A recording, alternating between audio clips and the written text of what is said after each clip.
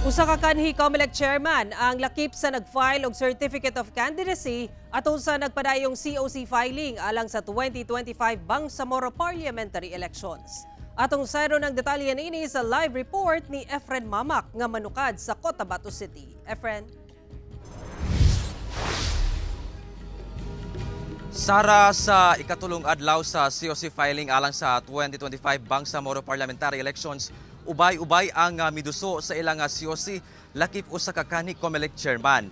Samtang subling iawag sa COMELEC BARM ang ubang aspirant kinsa gi-nominate sa usa ka partido nga dapat idungan sa pag-file og COC ang Certificate of Nomination and Appointment. Kini aron na mo reflect sab sa official ballot sa COMELEC ang pangalan sab sa partido. Nag-anam-anam na og abot ang mga nag-file og Certificate of Candidacy ang mga aspirant alang sa 2025 Bangsamoro Parliamentary Elections karong ikatulong adlaw sa COC filing sa mga COMELEC office sa Bangsamoro Government Center sa Cotabato City. Gani lakip sa miduso sa iyang kandidatura si kanhi COMELEC Chairman Attorney Sheriff Abbas. Buot niya nga magpapili isip member sa Parliament sa 1st District sa Cotabato City. Buot niya nga hatagan og atensyon ang edukasyon, infrastruktura, lakip trabaho sa Cotabato City.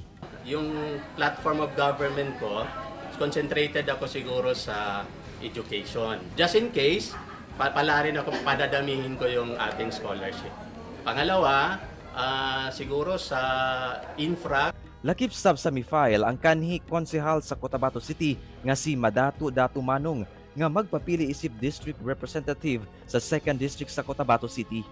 Pero pag nandiyan po tayo, madami po tayong magawa, no? Madami po natin matulungan natin ang Bangsamoro people. Labing una sab mi-file isip district representative sa Special Geographic Area sa BARM ang kanhi ABC President ug kasamtangan nga barangay chairperson sa Nunguan, Pikit North, Cotabato nga si Dulia Sultan.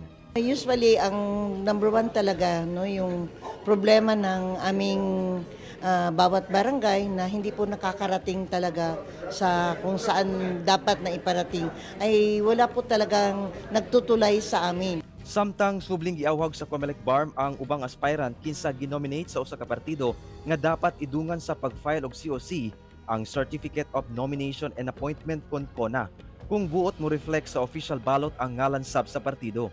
Kini tungod sa kasinatian sa COMELEC atol sa COC filing sa milabayng bulan sa Oktubre. Wag na lang nating pangalanan pero during the October 1 to October 8 filing for the national and local elections na positions din, no? Mayroon nag-file dito. So sabi niya to follow yung CONA. Sabi ko no, if mag-insist kayo na may CONA kayo, wag niyo muna i-file. Subay matud pa ang maong regulasyon sa COMELEC Resolution number 11045 nga angay gyud dunganon i-file ang COC ug CONA kung dunay partido. Now, if you will insist na magkaroon ka ng party na mag-reflect sa records ng COMELEC and most importantly sa official ballot, no, na ipaprint ng COMELEC, you submit another COC with the CONA.